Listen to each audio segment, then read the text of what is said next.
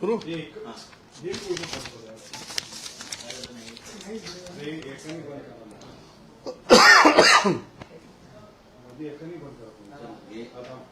काय करू जास्त आता काय करू नका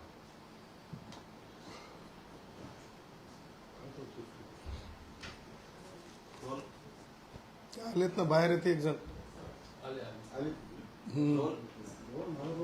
रोलिंग सर एक सेकंड त्याला येऊ द्या.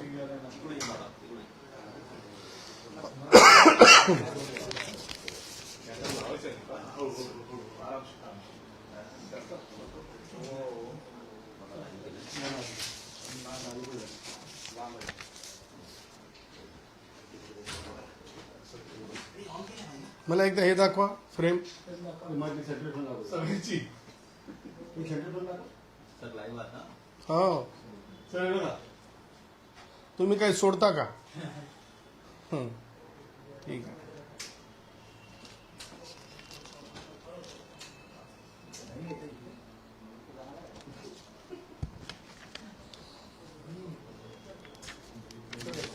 करू.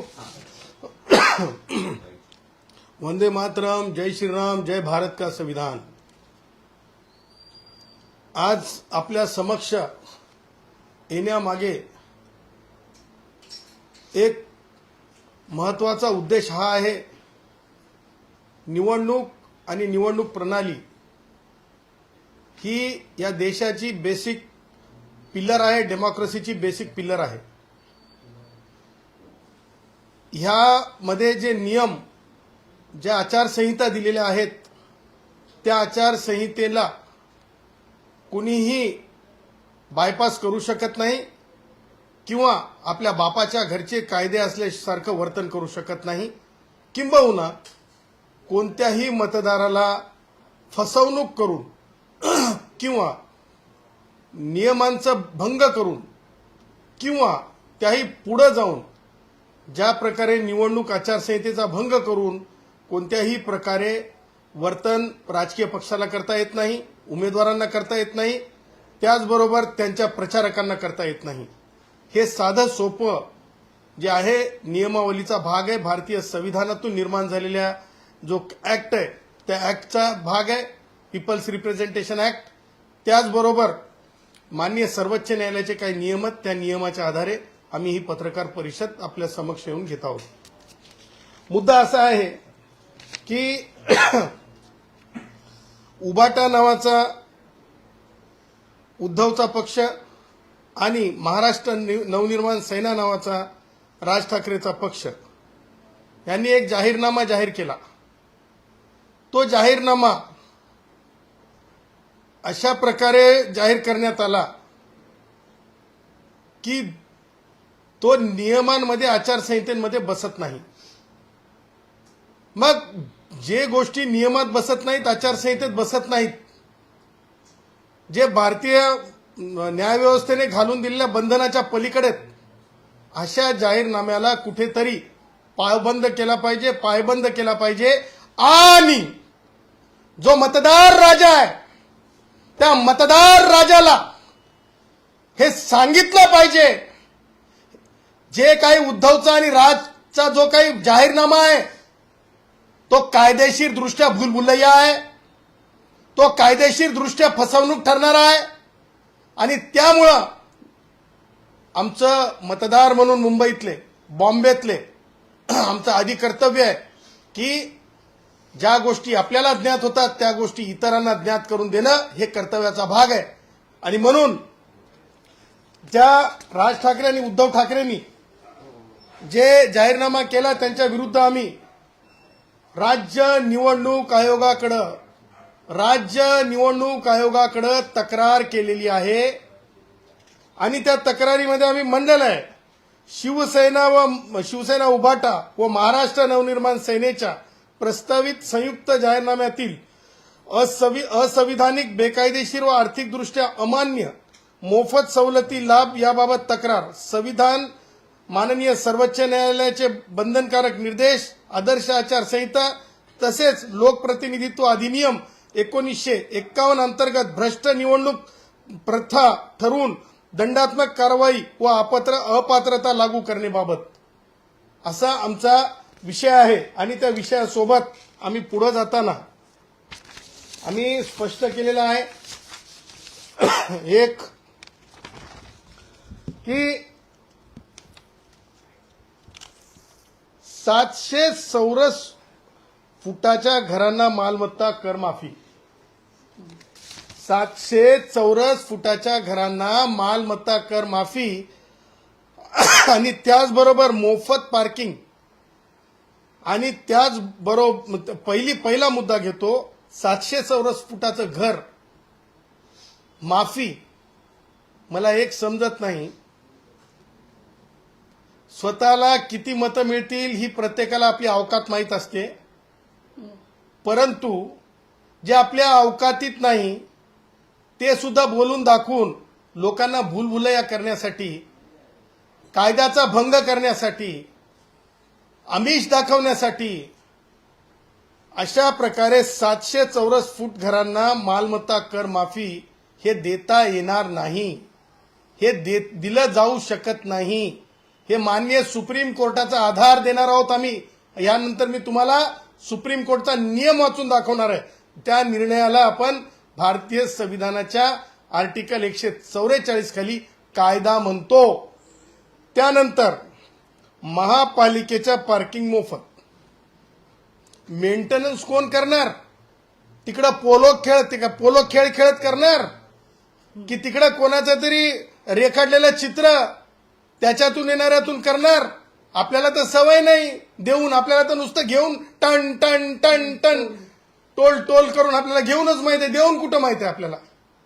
आणि त्या पुढे जाऊन एक मुद्दा जो उपस्थित आम्ही करत आहोत, फक्त मराठी भाषिकांसाठी ज्या प्रकारे परवडणारी घरं म्हणलेत त्यांनी, असं वर्तन कायदाबाह्य आहे.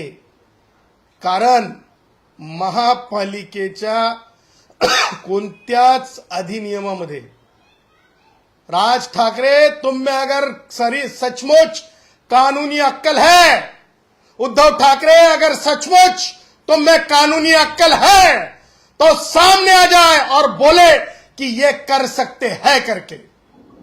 कारण लक्षात ठेवा, जेंडर डिस्क्रिमिनेशन, लँग्विस्टिक डिस्क्रिमिनेशन हे करता येत नाही.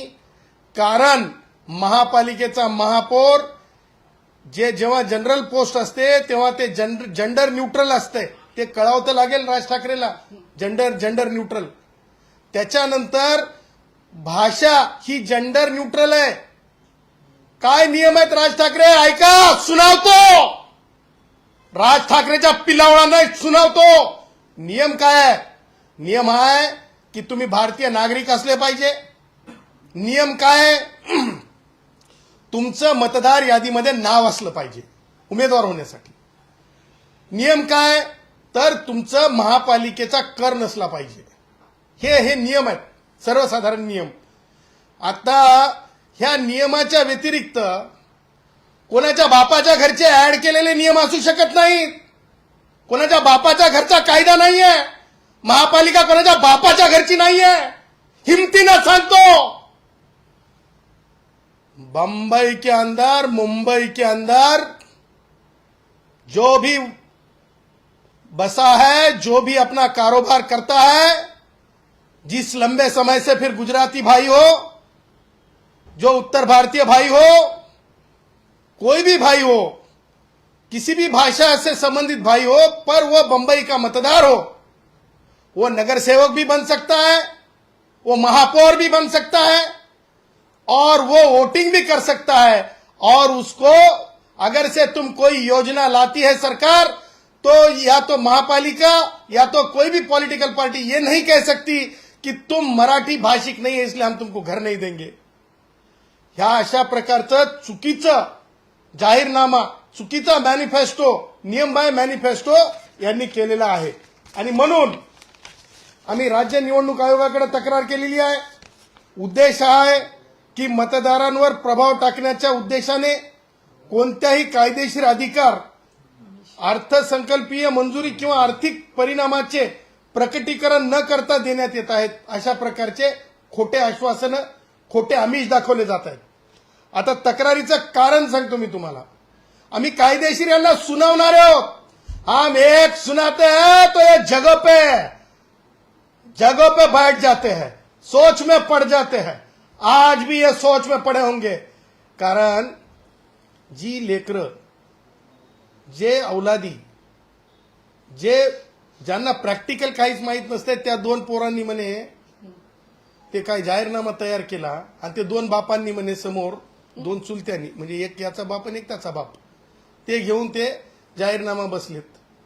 अरे बाबा नो, काय असतंय संघर्ष, काय असतंय सिविक लाईफ, कशाला म्हणतात नाले सफाई, औलादींना माहित आहे का?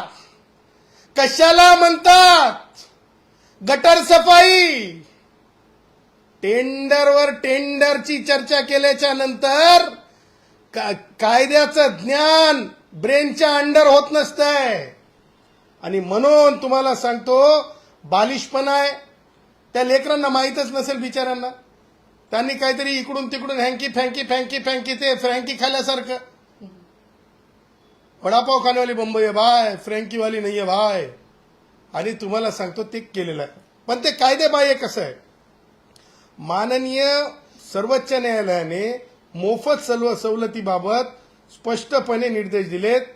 ते म्हणजे एस सुब्रमण्यम बालाजी विरुद्ध तामिळनाडू 2013 9 SCC 659 याच्यामध्ये स्पष्टपणे सांगितलेलं आहे की कायदेशीर आधाराविना सार्वजनिक निधीतून सवलती देणे हे संविधानिक शासन व आर्थिक शिस्तीला बाधक आहे. काय शिस्त है मला सांगा?